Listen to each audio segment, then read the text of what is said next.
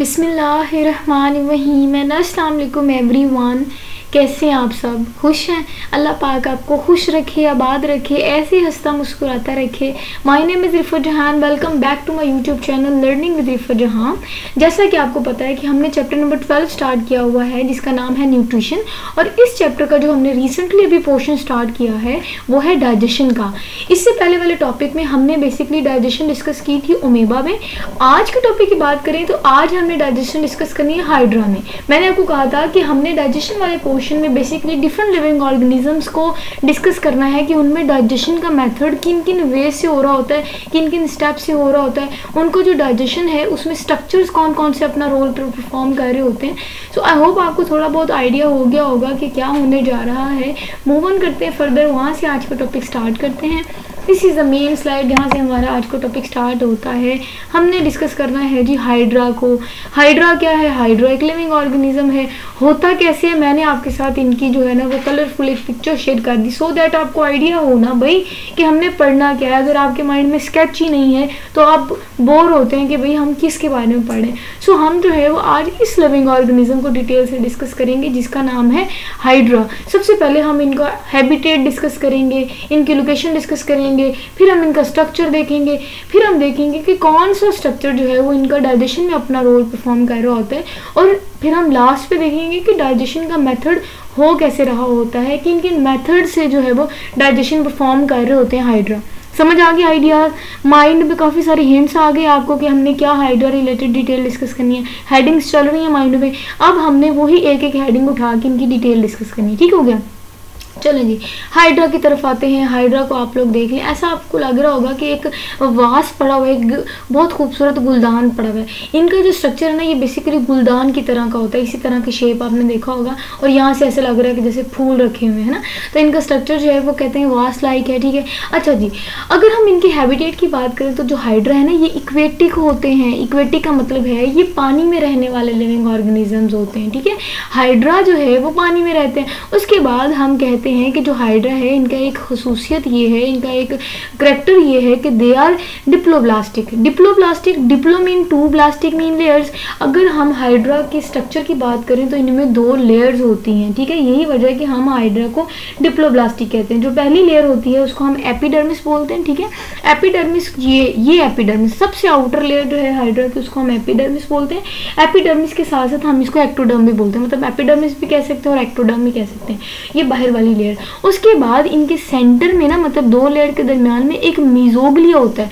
Mesoglea की अगर हम बात करें, mesoglea basically non cellular gel like material होता है जो कि इन 2 लेयर्स को सेपरेट कर रहा होता है या इन 2 लेयर्स के दरमियान में होता है। ठीक है, हाइड्रा की पहली लेयर हमने डिस्कस कर ली, उसके बाद जो स्ट्रक्चर आता है मीजोग्लिया उसको देख लिया, उसकी कंपोजिशन देख ली कि जेल लाइक होती है। उसके बाद इनकी जो सेकेंड लेयर है जिसकी वजह से हाइड्रा को हम डिप्लोब्लास्टिक बोलते हैं, दैट इज गैस्ट्रोडर्मिस। ठीक है, गैस्ट्रोडर्मिस इसको बोलते हैं। अब इसको गैस्ट्रोडर्मिस क्यों बोलते हैं? क्योंकि इसके फौरन बाद एक कैविटी आती है जिसको हम गैस्ट्रोवस्कुलर कैविटी भी बोलते हैं, और वो गैस्ट्रोवस्कुलर कैविटी जो है वो बेसिकली डाइजेस्टिव कैविटी है। समझ आ गई? उसके बाद अगर हम फुट की बात करें, ये जो आपको फुट नजर आ रहा है ये बेसिकली इनका बेसल डिस्क होता है। बेसल डिस्क के अगर हम फंक्शन देखें तो ये सरफेस के साथ अटैचमेंट करवाने के लिए हेल्प करता है ये स्ट्रक्चर। समझ आ गई फुट? उसके बाद हम आते हैं ऊपर वाले स्ट्रक्चर्स की तरफ। अगर हम इसकी बात करें, ये जो आपको स्ट्रक्चर नजर आ रहा है मतलब वायस लाइक तो इनकी बॉडी होती है। अगर ये स्ट्रक्चर देखें तो ये माउथ होता है, इनका मुंह होता है। अच्छा जी, मुंह की बात करें तो जाहिर है मुंह से क्या करना है, हाइड्रा ने अपने फूड को अपटेक करना है। अच्छा, इनमें एक बड़ा ही इंपॉर्टेंट करैक्टर या खसूसियत ये होती है कि अगर हम हाइड्रा की बात करें तो हाइड्रा जो है वो सैक लाइक बॉडी रखता है। सैक लाइक बॉडी किसको कहते हैं? सैक किसको कहते हैं? बोरी, भाई आटे की बोरी देख लें आप, गंदम की बोरी देख लें। अगर आप सैक को देखें ना, अगर आप बोरी को देखें तो उनकी एक सिंगल ओपनिंग होती है, नीचे से बोरी बंद होती है, ऊपर से उसका एक सिंगल मुंह होता है। ठीक है, अच्छा जी, उसमें अगर हमने दाने डालने हो तो वो भी हम उसकी एक ही ओपनिंग से डाल रहे होते हैं। अगर हमने वहाँ से दाने निकालने हो तो हम उसी से निकालते हैं। उसके बाद अगर हम बात करें ग्लास की एग्जांपल ले लें। ठीक है, ग्लास की भी एक सिंगल ओपनिंग होती है, वहीं से हम पानी भी डाल रहे होते हैं और निकाल भी रहे होते हैं। ठीक है, उसके बाद कप की एग्जांपल ले लें। ठीक है, ये भी सैक लाइक अपीयरेंस रखता है कप, क्योंकि उनमें भी एक सिंगल आपको पता है ओपनिंग होती है, वही ओपनिंग हम किसी चीज़ को डालने के लिए भी इस्तेमाल करते हैं और निकालने के लिए। अब आप कहेंगे मैम क्या कहानियाँ सुनाई जा रही हैं, हाइड्रा से कैसे आप बर्तनों में चले गई हैं। ऐसा है कि अगर हम ग्लास की बात करें, कप की बात करें, बोरे की बात करें, तो इनमें मैंने कहा सिंगल ओपनिंग होती है जो कि चीज़ के डालने और निकालने दोनों के लिए इस्तेमाल होती है। अब मैं रिलेट करवा रही हूँ आपको ताकि आपको इंटरेस्ट भी डेवलप हो और आपको ये पॉइंट समझ आ जाए कि ये सैक लाइक अपीयरेंस इसलिए रखते हैं क्योंकि हाइड्रा जो माउथ वाला पॉइंट है उससे खुराक अंदर दाखिल भी करता है और वेस्ट को बाहर निकालता भी है। समझ आ गई? मतलब इनमें सिंगल ओपनिंग होती है जिससे फूड एंटर होती है और वेस्ट मटेरियल एक्सक्रीट आउट होता है। समझ आ गई? माउथ समझ आ गई? चलें जी, माउथ की हमने बहुत सारी डिटेल देख ली। उसके बाद स्टिंगिंग सेल की बात करते हैं। स्टिंगिंग सेल्स या टेंटिकल्स ये क्या होते हैं? अच्छा, टेंटिकल्स जो है ना ये मूवेबल स्ट्रक्चर होता है, ठीक है, मोबाइल होते हैं। मोबाइल कहते हैं, मूवेबल होते हैं, हरकत करने वाले होते हैं, ठीक है। अच्छा जी, उसके बाद इनकी अगर हम बात करें कि इनका फंक्शन क्या है, तो टेंटिकल्स जो है ये मूव करते हैं और ये प्रे को कैप्चर करने के लिए हेल्प करते हैं, ठीक है। ये मूवेबल स्ट्रक्चर्स होते हैं। आर्म के तौर पे कह सकते हैं, जैसे हम बाजू नहीं इस्तेमाल करते, टेंटिकल्स इनके एक किस्म के बाजू लगा लें आप, ठीक है। चलें जी, अब स्टिंगिंग सेल्स की तरफ आते हैं। स्टिंगिंग सेल्स नाम से आपको पता है, स्टिंग कहते हैं जहर को, स्टिंगिंग सेल्स कहते हैं डंक मारना। स्टिंग का जो वर्ड होता है वो डंक कहते हैं। तो ये स्टिंगिंग सेल्स, इसका मतलब ये वो सेल्स होंगे जो डंक मारते हैं। यस। अच्छा, स्टिंगिंग सेल्स की बात करें तो हाइड्रा के जो स्टिंगिंग सेल्स होते हैं उनको हम नेमेटोसाइट्स बोलते हैं। अब जो हाइड्रा के नेमेटोसाइट्स हैं वो स्टिंगिंग सेल्स हैं, मतलब उनका काम है कि उन्होंने डंक मारना है, ठीक है। उन्होंने किसी भी प्रे को कैप्चर करना है, उसको पैरालाइज करना है, इवन उनको समटाइम्स किल करते हैं और फिर ये अपनी फूड के तौर पे उनको यूज़ करते हैं। तो स्टिंगिंग सेल जो है वो ऐसा स्ट्रक्चर होता है हाइड्रा का जो कि आपको पता है प्रे को कैप्चर या किल करने के लिए इस्तेमाल होता है, क्योंकि स्टिंगिंग सेल्स में जहर होता है, पॉइजन होता है। इसकी भी हम डिटेल स्ट्रक्चर भी देखेंगे, इनका फंक्शन भी देखेंगे। अब ये सारी की सारी कहानियाँ जो मैंने आपको बताई ना, यही हमारा आज का लेक्चर है।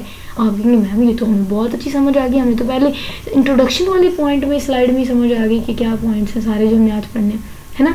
चलें जी, मज़ीद आसान कर देती हूँ जी। हम क्या करते हैं, हम इन पॉइंट्स को दोबारा रीड करते हैं, ठीक है, मतलब रिवाइज करवाते हैं। सारी समझ आ गई, स्ट्रक्चर समझ आएंगे तो अब आप जो है वो स्लाइड्स भी समझ आएंगे। अच्छा जी, हमने कहा जी क्वेटिक होते हैं, डिप्लोब्लास्टिक होते हैं, सीलेंट्रेट्स होते हैं। सीलेंट्रेट ये बेसिकली एनिमल का एक ग्रुप है, उनसे ये हाइड्रा बिलोंग करते हैं, या फिर हम इनको नाइडेरिया भी कह सकते हैं, ये नाइडेरिया से भी बिलोंग करते हैं। उसके बाद इनके स्ट्रक्चर की बात करें, इनका स्ट्रक्चर वास लाइक होता है। हमने देखा ये गुलदान लाइक इनका अपीयरेंस रखने वाला बॉडी स्ट्रक्चर होता है। उसके बाद हमने कहा क्योंकि डिप्लोब्लास्टिक होते हैं, दैट मीन्स कि इनके पास 2 प्रिंसिपल लेयर्स ऑफ सेल्स मौजूद होते हैं, वो हमने बता दी।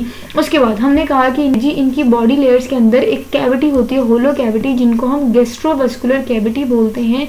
वही गैस्ट्रोवस्कुलर कैविटी जो है वो डाइजेस्टिव कैविटी है। जो गैस्ट्रो वर्ड है ये बेसिकली डाइजेशन से निकला होता है, डाइजेस्टिव कैविटी को गैस्ट्रोवस्कुलर कैविटी भी बोलते हैं, ठीक है। तो जो सेंट्रल कैविटी है ना इनके अंदर, हाइड्रा के अंदर सेंट्रल कैविटी जो होलो कैविटी है उसको वो इस्तेमाल करते हैं एज अ डाइजेस्टिव कैविटी, क्योंकि ये वो स्ट्रक्चर है जहाँ डाइजेशन हो रही होती है। उसके बाद एनिमल की बात करें तो हाइड्रा वाला जो एनिमल है, ये हाइड्रा में क्या होता है कि एक सिंगल ओपनिंग होती है जिसको हम माउथ कहते हैं, और उनके इर्द गिर्द, माउथ के इर्द गिर्द टेंटिकल्स मौजूद होते हैं जिन्होंने उनके माउथ को सराउंड किया होता है। ये स्लाइड समझ आ गई? आई होप बहुत अच्छे से समझ आई होगी। नेक्स्ट हमने जो पॉइंट डिस्कस करना है दैट इज कि जो डाइजेस्टिव कैविटी है उसको हम गैस्ट्रोवस्कुलर कैविटी भी बोलते हैं। एक और पॉइंट कि जो डाइजेस्टिव कैविटी है ये गैस्ट्रोवस्कुलर कैविटी है उसको हम सीलेंट्रीरोन भी बोलते हैं। क्या बोलते हैं? सीलेंटीरोन भी बोलते हैं। अच्छा जी, टेंटिकल्स की बात की मैंने आपको पीछे बताया कि टेंटिकल्स में बेसिकली कुछ स्टिंगिंग सेल्स मौजूद होते हैं, और ये जो स्टिंगिंग सेल्स होते हैं ये इन टेंटिकल्स के अंदर इम्बेडेड होते हैं, ठीक है। और उन स्टिंगिंग सेल्स को हम निमेटोसिस्ट्स बोलते हैं। दोबारा स्ट्रक्चर पे देख लें, ये टेंटिकल्स हैं और इन टेंटिकल्स को, ये जो आपको आर्म लाइक स्ट्रक्चर, इनका मूवेबल स्ट्रक्चर मैंने बताया था, उनके अंदर अगर आप ध्यान से देखें स्ट्रक्चर में ये जो आपको डॉट्स नजर आ रहे हैं टेंटिकल्स पे, ये इन्होंने ये शो करना चाहा है कि वो जो है वो स्टिंगिंग सेल्स हैं जो इन टेंटिकल्स के अंदर इम्बेडेड है। समझ आ गई? अच्छा जी, उन स्टिंगिंग सेल्स को जिन्होंने डंक मारना होता है, जहर जो है वो प्रे के अंदर आपने कहना ट्रांसफर करवाना होता है, उनको हम निमेटोसिस्ट्स बोलते हैं। ठीक है, डायग्राम मैं आपको दिखाती हूँ। ये है जी डायग्राम, और ये डायग्राम किसकी है, ये निमेटोसाइट की डायग्राम है जिसको स्टिंगिंग सेल बोलते हैं। ये वो सेल है बेसिकली जो कि इम्बेडेड था टेंटिकल्स में। ठीक हो गया। अब हम देखेंगे कि इनका स्ट्रक्चर कैसे और ये अपना एक्शन परफॉर्म कैसे कर रहे होते हैं शिकार करने का। ठीक है, ऐसा है कि स्ट्रक्चर है, इसको ध्यान से देखें। ये जो आपको ये येलो बाउंड्री नजर आ रही है ना, येलो स्ट्रक्चर के इर्द गिर्द जो बाउंड्री नजर आ रही है, मैंने मजीद हाईलाइट कर लिया, इसको बोलते हैं जी कैप्सूल। क्या बोलते हैं, कैप्सूल। इस कैप्सूल के अंदर बेसिकली होलो थ्रेड होता है, और मैंने कहा था कि उस कैप्सूल के अंदर ये कॉइल्ड स्ट्रक्चर में अपीयरेंस लेता है, और ये जो है ये होलो थ्रेड है। उसके ऊपर आपको लिड नजर आ रहा है, ढक्कन। हम देखेंगे ढक्कन का क्या काम है भाई।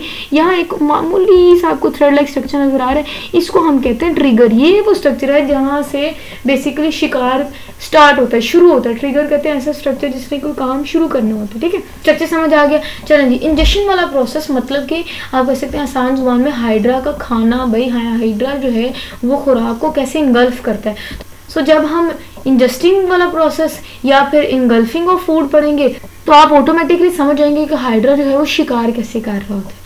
चलिए जी, इंजेक्शन वाला अगर हम प्रोसेस डिस्कस करें तो सबसे पहला पॉइंट ये आता है कि जो इनका प्रे है, जो कि डेफनिया हो सकता है, साइक्लॉप्स हो सकते हैं, तो कि डेफनिया और साइक्लॉप्स पे जो है वो फीड कर रहे होते हैं। जैसे ही ये दोनों प्रे इनके कांटेक्ट में आएंगे तो होगा ये कि जो ट्रिगर है ना, ये डिटेक्ट कर लेगा ना आपस अपने पास आसपास कोई भी प्रे, तो ये ट्रिगर जो है वो ट्रिगर हो जाएगा, मतलब शुरू हो जाएगा, एक्टिव हो जाएगा, अलर्ट हो जाएगा।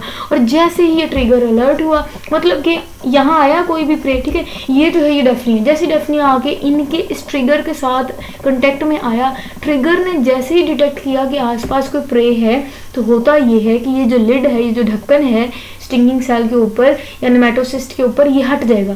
सो जैसे ही हट जाएगा ढक्कन, अंदर से ये जो आपको स्ट्रक्चर नजर आ रहा है होलो थ्रेड, ये फौरन इस लिड से बाहर आएगा और इस तरह की अपीयरेंस ले लेगा जब ये एक्शन परफॉर्म करने के लिए रेडी होते हैं। ठीक है, तो ये थ्रेड जो होलो थ्रेड अंदर था, इस कैप्सूल के अंदर था पहले, ये शिकार के टाइम पे बाहर आ गया। इसके ऊपर छोटे छोटे हेयर्स नजर आते हैं और इन हेयर्स को हम कहते हैं माइनर बार्स और मेजर बार्स। ठीक है, इनका काम भी यही होता है कि इन्होंने बेसिकली जहर जो है यहाँ से प्रे की बॉडी के अंदर इंजेक्ट करना होता है। स्ट्रक्चर समझ आ गई। अच्छा जी, ये जो होलो थ्रेड है नेमेटोसिस्ट का, ये क्या करता है, ये फौरन ही बाहर आ जाता है। उसने क्या किया, वहां से फिर पॉइजन इंजेक्ट हुआ और वो पॉइजन जो है वो प्रे की बॉडी में जाएगा और प्रे की बॉडी जो है वो या तो पैरालाइज हो जाएगी, मतलब या वो मफलूज हो जाएगा, या वो किल्ड मारे जाएंगे। ठीक है, उसके बाद हाइड्रा की अगर हम बात करें, हाइड्रा के जो मैंने पीछे आपको स्ट्रक्चर दिखाए थे ना, टेंटिकल्स, ये टेंटिकल्स हो गया या ये टेंटिकल्स जो हो गए, इन्होंने क्या करना होता है, इन्होंने प्रे को पकड़ना होता है। ग्रैब्स का मतलब होता है उनको जकड़ना, फिर उनको पुश करना होता है माउथ में। ठीक है, माउथ के जरिए वो उनको फिर भेजते हैं डाइजेस्टिव कैविटी में, और डाइजेस्टिव कैविटी में फिर डाइजेशन स्टार्ट होती है, जो कि हमारा नेक्स्ट पॉइंट भी है। अब हमने जो इनमें प्रोसेस डिस्कस करना है बेटा, that is digestion and absorption की। ये डाइजेशन कैसे कर रहे होते हैं, अब जी हम इनकी डिटेल डिस्कस कर लेते हैं। सो ये जो गैस्ट्रोडर्मिस है, ये बेसिकली हाइड्रा की सेकंड बॉडी लेयर है, और इनके पास जो सेल्स होते हैं उनको ग्लैंडुलर सेल्स बोलते हैं। ये ग्लैंडुलर सेल्स हैं जो हाइड्रा की सेकंड लेयर में मौजूद होते हैं। इनका काम ये है कि इन्होंने एंजाइम्स को सिक्रीट करना होता है। ये जो एंजाइम्स हैं ये एक्स्ट्रा सेलुलर डाइजेशन करवा रहे होते हैं। एक्स्ट्रा सेलुलर डाइजेशन कैसे करवा रहे होते हैं, अगर हम गैस्ट्रोवास्कुलर कैविटी की बात करें ना, तो ये तो होलो होती है, ये क्या होती है, ये तो खाली होती है। हमने कहा कि जो सेकंड लेयर है, ये जो गैस्ट्रोडर्मिस है, ये जो सेकंड बॉडी लेयर है जो बिल्कुल गैस्ट्रोवास्कुलर कैविटी के बाहर है, उसके पास कुछ सेल्स होते हैं जिनको ग्लैंडुलर सेल्स बोलते हैं। इन्होंने ना कुछ एंजाइम सिक्रीट करना होता है, और वो एंजाइम जो है वो भेजते हैं इस अंदर होलो कैविटी, जो कि हमने कहा कि गैस्ट्रोवास्कुलर कैविटी है। अब क्या होगी, क्योंकि इन्होंने आउटसाइड द सेल्स एंजाइम्स को भेजा और वहाँ डाइजेशन होती है, इसलिए इनको कहते हैं कि ये जो डाइजेशन होती है ये एक्स्ट्रा सेलुलर डाइजेशन हो रही होती है। उसके बाद मैंने आपको कहा कि एंजाइम सिक्रीट होगी। अब इस एंजाइम ने ना मिक्स होना होता है फूड के साथ। कैसे मिक्स होते हैं वो मैंने आपको बता दिया कि हाइड्रा की जो बॉडी कैविटी है, एक तो वो कंट्रैक्शन शो कर रहे होते हैं, बार बार कॉन्टैक्ट हो रही होती है, रिलैक्स हो रही होती है इनकी बॉडी।